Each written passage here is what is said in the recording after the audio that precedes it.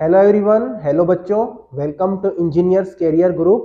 बच्चों, अगर आप लोग गेट 2025 के लिए प्रिपरेशन कर रहे हैं और अगर आप इलेक्ट्रिकल इंजीनियरिंग ब्रांच से हैं तो ये वाला सेशन आप लोगों के लिए बहुत ही इंपॉर्टेंट है।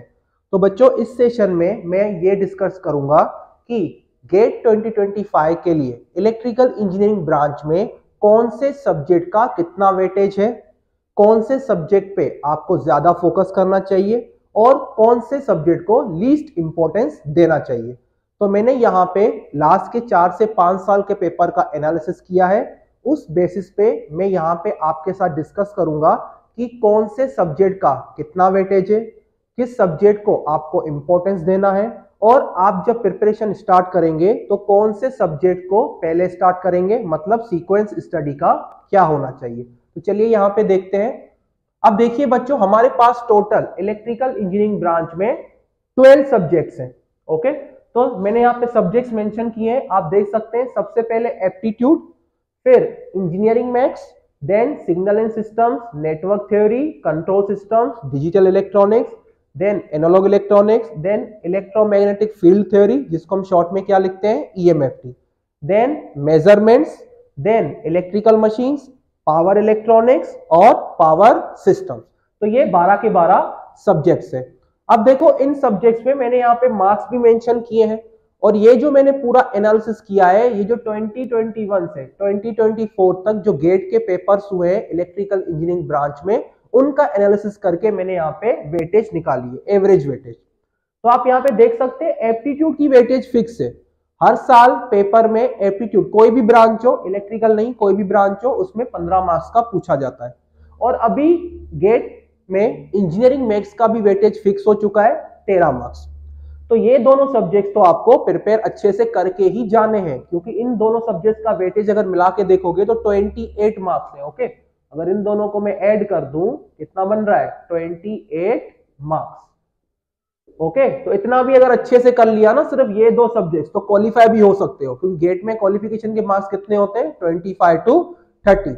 एटलीस्ट एक दो सब्जेक्ट्स और भी आपको करने पड़ेंगे, लेकिन सिर्फ अगर चाहते हो क्वालिफाई होना है, बस क्वालिफाई, तो ये दोनों सब्जेक्ट्स तो किसी भी हालत में करने ही पड़ेंगे।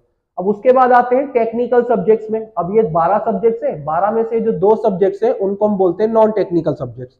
अब पीछे जो 10 सब्जेक्ट्स है वो है हमारे टेक्निकल सब्जेक्ट्स, हमारे कोर ब्रांच के सब्जेक्ट्स। तो पहले आता है signals and system. Signal and system का वेटेज कितना है, 8 to 10 मार्क्स। फिर नेटवर्क थ्योरी, जिसको हम सर्किट थ्योरी भी बोलते हैं, उसका वेटेज कितना है, 8 to 10 मार्क्स। फिर कंट्रोल सिस्टम्स, इसका भी वेटेज कितना है, 8 to 10 marks. Then digital electronics, इसका वेटेज है 3 to 4 marks. Analog electronics 4 to 5 marks. Then EMFT, उसका वेटेज है 5 to 6 मार्क्स। देन मेजरमेंट्स, उसका वेटेज है 2 to 3 marks. Then electrical machines का वेटेज है 10 to 12 marks. Then power system का weightage है 8 to 10 marks. Then power electronics, उसका भी वेटेज कितना है, 8 to 10 मार्क्स। अब देखो, आपको प्रिपरेशन में सीक्वेंस क्या रखनी है। सीक्वेंस देखो, अब आप फिक्स कर लो, अगर आप आज से अपनी तैयारी स्टार्ट कर रहे हो तो एक बात हमेशा याद रखना, डेली आधा घंटा, आधा से 1 घंटा आपको थोड़ा थोड़ा करके मैथ्स और एप्टीट्यूड रेडी करना है। ये आप सब्जेक्ट फिक्स कर लीजिए, डेली आप आधा से 1 घंटा ये सब्जेक्ट स्टार्ट कीजिए, आइदर एप्टीट्यूड और इंजीनियरिंग मैथ्स, डेली आधा से 1 घंटा इनको प्रिपेयर कीजिए। और बाकी का जो टाइम बचता है उसमें आप कोई भी एक technical subject low at a time और उसको प्रिपेयर करो। अब मैंने जो सीक्वेंस यहाँ पे लिखी है ना, उसी सीक्वेंस में आपको सब्जेक्ट्स प्रिपेयर करने हैं। यही सीक्वेंस मींस एक बेटर सीक्वेंस है। ओके, पहले आप क्या करो, पहले सिग्नल एंड सिस्टम से स्टार्ट करो, देन नेटवर्क थ्योरी से।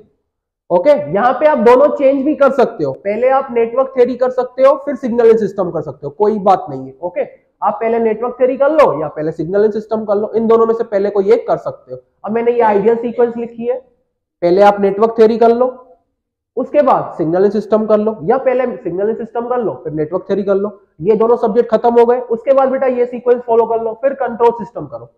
डायरेक्ट कंट्रोल सिस्टम पे जंप मत करना, क्योंकि कंट्रोल सिस्टम में लैप्लास ट्रांसफॉर्म का यूज होता है ना। कंट्रोल सिस्टम में कुछ ऐसे कॉन्सेप्ट्स का यूज होता है जो हम पढ़ते हैं सिग्नल एंड सिस्टम में। ओके, तो कंट्रोल सिस्टम को हमेशा सिग्नल एंड सिस्टम के बाद ही पढ़ना चाहिए। अब कंट्रोल सिस्टम हो गया, उसके बाद डिजिटल इलेक्ट्रॉनिक्स पढ़ना है, फिर एनालॉग इलेक्ट्रॉनिक्स, फिर ईएमएफटी। ओके, अब देखो ये जो 3 सब्जेक्ट है, सिग्नल, नेटवर्क, कंट्रोल, इन तीनों में थोड़ा थोड़ा लिंक है आपस में। ओके, तो इन तीनों में यही सीक्वेंस फॉलो करना। अब ये जो सब्जेक्ट है डिजिटल, एनालॉग, ईएमएफटी और मेजरमेंट, ये 4 सब्जेक्ट, इनमें कोई भी लिंक नहीं है। ओके, आप इनमें सीक्वेंस को चेंज कर सकते हो, पहले ईएमएफटी कर लो, फिर डिजिटल, फिर एनालॉग, फिर मेजरमेंट, कोई भी टेंशन की बात नहीं है। लेकिन इन तीनों सब्जेक्ट में यही सीक्वेंस फॉलो करना, तो अच्छे से प्रिपेयर कर पाओगे।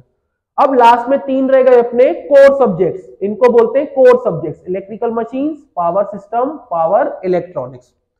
अब देखो ये सब्जेक्ट्स बहुत ही इंपॉर्टेंट है एग्जाम पॉइंट ऑफ व्यू और नॉलेज पॉइंट ऑफ व्यू आपके ब्रांच के लिए। अब देखो electrical machines, power system, power electronics, इन 3 सब्जेक्ट्स को ना आप सिर्फ नेटवर्क थ्योरी पढ़ के भी स्टार्ट कर सकते हो, ये अब आपके हाथ में। ओके, तो आपको सीक्वेंस क्या फॉलो करनी है बच्चों, पहले ये 3 सब्जेक्ट्स तो पक्के कर ही लो, अब ये 2 सब्जेक्ट्स तो साइड में चल ही रहे, ये 3 सब्जेक्ट्स आपके अच्छे से हो गए। इसके बाद आइदर आप इन 4 में से कोई एक सब्जेक्ट स्टार्ट करो, या इन चारों को छोड़ के डायरेक्ट कोर पे जंप कर लो, मशीन्स पे, पावर सिस्टम्स पे या पावर इलेक्ट्रॉनिक्स पे, कोई भी दिक्कत की बात नहीं है। ओके, लेकिन अच्छे से खास ध्यान देना, अच्छा मटेरियल रेफर करो। अगर आपको कुछ भी समझ नहीं आता है, फर्स्ट टाइम अगर आप लोग प्रिपेयर कर रहे हो, तो आप हमारे इंजीनियर्स कैरियर ग्रुप में मतलब आप ज्वाइन भी कर सकते हैं एज ए स्टूडेंट। और यहाँ पे जल्दी से नए बैच अब स्टार्ट होने वाले हैं हमारे गेट 2025 के लिए, तो आप यहाँ भी ज्वाइन कर सकते हैं। यहाँ पे आपको प्रॉपर गाइडेंस, प्रॉपर मटेरियल दिया जाएगा और अच्छे से हम आपकी तैयारी करवाएंगे गेट 2025 के लिए। ओके, तो आई होप आपको यहाँ से बहुत हेल्प मिली होगी। यहाँ पे एक चीज मैं और डिस्कस करना चाहूंगा, देखो यहाँ पे डिजिटल इलेक्ट्रॉनिक्स पे देखो इसका वेटेज कितना है, 3 to 4 मार्क्स। मेजरमेंट पे देखो इसका वेटेज कितना है, 2 से 3 मार्क्स। लेकिन और ईएमएफटी देखो 5 से 6 मार्क्स, और एनालॉग देखो 4 से 5 मार्क्स। अब अगर कोई मुझे बोलेगा ना कि इन चारों में से सर आप मुझे ये बता दो, मुझे एक सब्जेक्ट प्रिपेयर करना है, मैं कौन सा करूं।